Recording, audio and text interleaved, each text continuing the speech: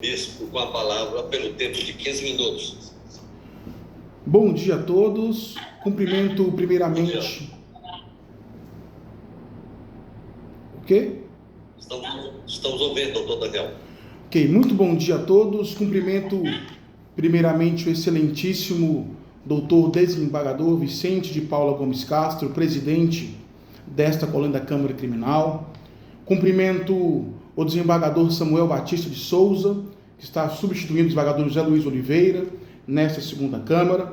Cumprimento de forma especial o desembargador Ronaldo Marcel Oliveira, relator do presente habeas corpus, e peço licença à vossa excelentíssima presidência para dar os parabéns à mãe do desembargador Ronaldo Maciel, porque sei que é de suma importância a família em nossa vida. E entendo que os parentes mais preciosos, a mãe, nossas mães, sem dúvidas, estão entre eles. Por essa razão, entendo e percebo a ansiedade de Vossa Excelência, inclusive, para encontrá-la a um dia tão feliz como o dia de seu aniversário.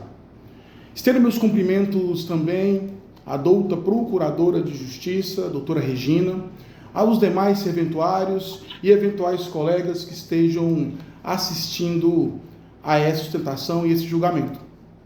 Excelências, como bem relatado pelo desembargador Ronaldo Maciel, o processo esse habeas corpus versa sobre a prisão preventiva expedida pelo juiz da quarta vara da comarca de Balsas, no dia 11 de 4 de 2022, contra o paciente João Carmo Costa Filho, em que o juiz, ao decretar a prisão, embasou-se nos artigos 311, 312, como também um suposto periculo in libertatis, além da garantia da ordem pública.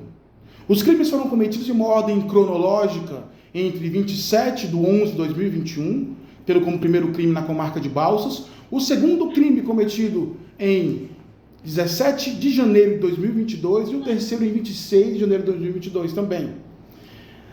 Ressalta, excelências, que os dois últimos crimes, 17 de janeiro e 26 de janeiro, foram cometidos em comarcas diversas da comarca de Balsas, razão pela qual o próprio Ministério Público, através do doutor Tiago Carvalho Ró, entendeu haver incompetência da quarta vara para julgar os procedimentos e processos envolvendo os dois últimos crimes.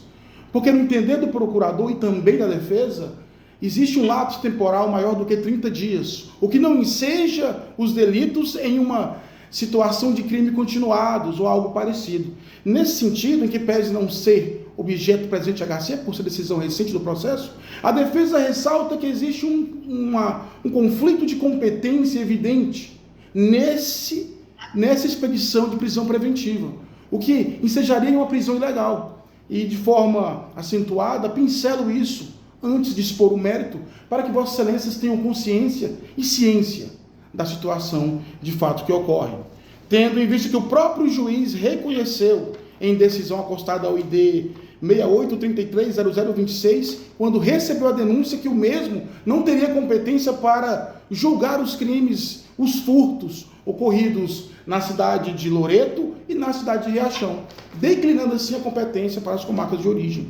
Nesse sentido, acreditamos que essa segunda Câmara tem entendido em jurisprudência já comum, como por exemplo o habeas corpus 0811 756 56 2019 810 0000, que a autoridade, quando perde a competência, quando não tem a competência para atrair os processos de outras comarcas, também não teria competência para decretar ou manter prisões preventivas, porque o juiz, sua decisão, não revogou a preventiva por incompetência. Dito essa preliminar, vamos adentrar ao mérito do próprio HC. Excelências, o presente HC versa basicamente sobre a falta de fundamento para manutenção e para expedição de prisão preventiva do paciente. Quando avaliamos o bojo processual, percebemos que o último crime em questão, os dois últimos crimes, foram os únicos crimes, os únicos furtos, em que houve um indício alegado pela autoridade policial em seu relatório final, que o paciente teria participado. Então, o quesito indícios de autoria apenas recai sobre esses dois últimos furtos, que, como dito anteriormente, não são nem de competência da quarta vara. Contudo, mesmo que o fosse, avaliamos os seguintes prognósticos objetivos. Na data de 28 de janeiro de 2022, essa data é muito importante frisar porque foi apenas 2 dias depois do segundo furto. O paciente, através dessa defesa técnica, compareceu, eu tenho aqui a petição, que foi juntada no processo, no dia 28 de janeiro. Essa petição está juntada nesse HC, no ID 1680-8557, página 5. Ou seja, o paciente se apresentou ao processo, ao inquérito policial, na época, para a autoridade policial, 2 dias depois do último furto. Nessa apresentação, o paciente se colocou à disposição daquela autoridade para prestar esclarecimentos. Requeremos então à autoridade policial que ele fosse ouvido, e o mesmo de pronto atendeu, marcando para o dia 3 de fevereiro a oitiva do paciente. Consta aqui nesse documento também a data de 3 de fevereiro. Essa declaração se encontra no HC, acostada ao ID 1680-8238, do qual, no dia 3 de fevereiro, ou seja, 5 dias após o último furto, o paciente faz declarações, indica provas, entrega o carro que supostamente teria sido usado no furto. Excelência, adentro uma pincelada ao mérito para que Vossa Excelência possam entender, desembargador Ronaldo, que desde o início o paciente vem corroborando e ajudando as investigações.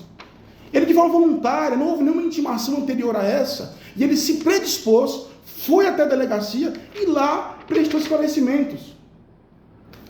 Bom, de lá para cá, em 7 de abril, ou seja, quase 3 meses depois, o delegado de polícia então representa pela prisão desse paciente, fundamentando basicamente o pedido no periculum libertatis e na garantia da ordem pública.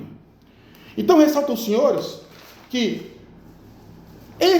os 3 crimes de furtos não foram roubo, foram furtos. Não houve violência, não houve prática abusiva, não houve continuidade deletiva que ensejasse o paciente, ora, como um criminoso perigoso.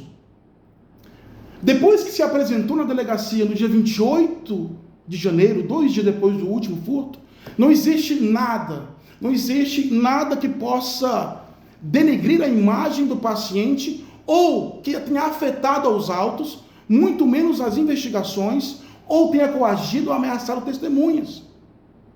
O paciente, desde então, 3 meses se passaram, não houve, na cidade de Balsas ou na região, qualquer furto a fazendas.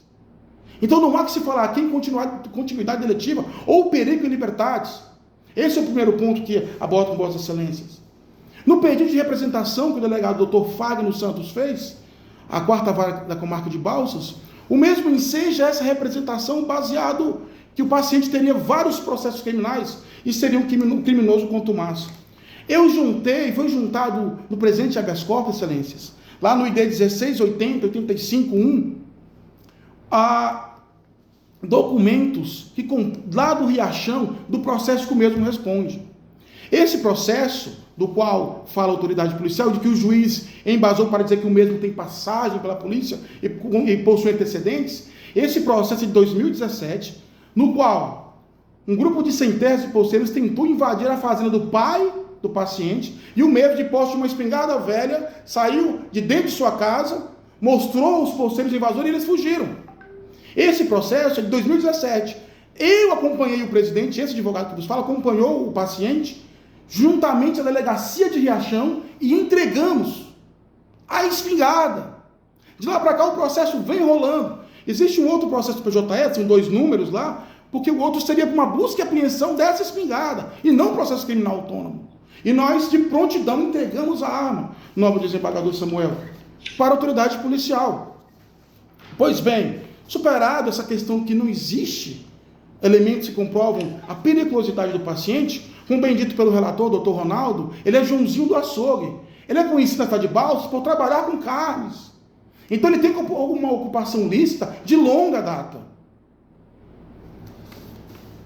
Repare ainda que, quando fala-se muito hoje no princípio da da contemporaneidade.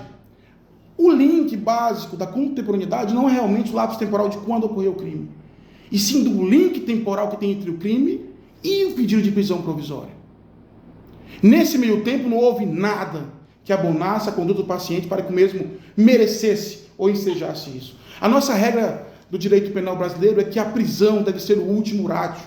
A prisão deve ser a última opção do julgador. No presente caso, nobres desembargadores, ela foi a primeira. Ao avaliarmos o artigo 312, prisão preventiva poderá ser decretada como garantia da ordem pública, por conveniência, instrução criminal ou para assegurar a aplicação da lei penal. Então, a prisão preventiva é assecuratória. O processo já foi findado, o inquérito já foi findado, foi relatado para a autoridade judiciária. A autoridade judiciária já recebeu a denúncia, desmembrou os crimes e mandou para as comarcas de origem. Ou seja, na cidade de Balsas, apenas o primeiro crime é julgado pelaquela comarca. E um crime provavelmente não vai ter uma pena superior a 8 anos, que se trata de furto, mesmo qualificado. O paciente não tem, é primário, não tem nenhuma condenação anterior.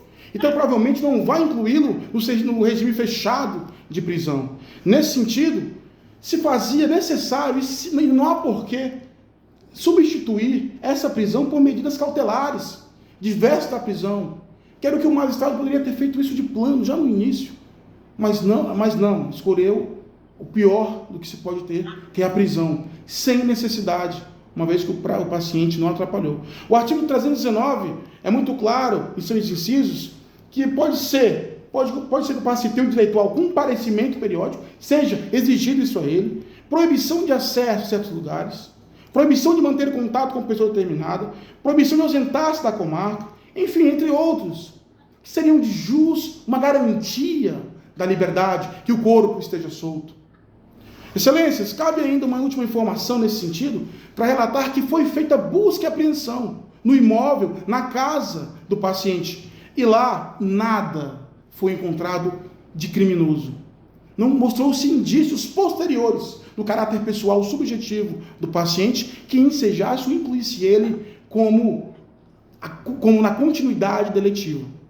Então, resumidamente, não há nenhum indício que o paciente tenha tentado ou causado risco à tranquilidade dos trabalhos, não há uma única notícia que o paciente tenha tentado influenciar na produção de provas, não há um único indício que o paciente Seu tempo está esgotando, doutor Daniel. Ok, vou resumir. O paciente se apresentou espontaneamente quando soube que tinha investigação acontecendo em seu nome. Então, requer a Vossa Excelência o deferimento, suplico a Vossa Excelência o deferimento do pedido nesse HC, para que seja emitido um contramandato e revogar-se assim a prisão do paciente, colocando em liberdade e substituindo pelas medidas cautelares do artigo 319, é o que pede a defesa. Muito obrigado. Obrigado, doutor Daniel. Doutora Regina Rocha, procuradora de Justiça, com a palavra. Entendendo restar em presente